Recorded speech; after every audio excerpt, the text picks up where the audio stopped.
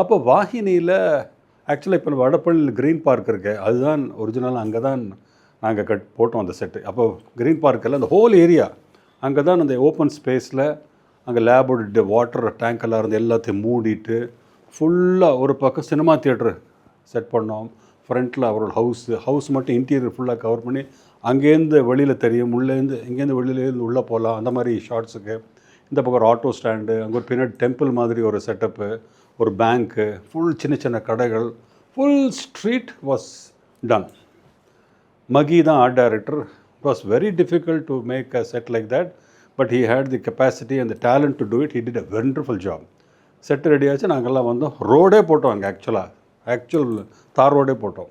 So இங்கே வந்து நம்ம சீன்ஸ் எல்லாம் எடுக்கலாம்னு சொல்லிட்டு அந்த பாட்டுக்கு அங்கே தான் ஃபஸ்ட்டு ஓப்பனிங் டே பாட்டு தான் ரெடி பண்ணோம்.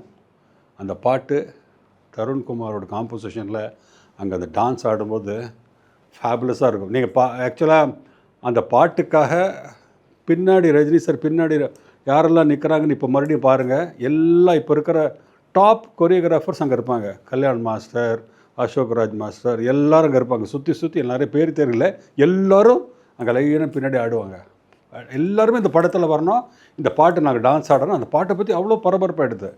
So it was nice, beautiful dance movement, very well choreographed.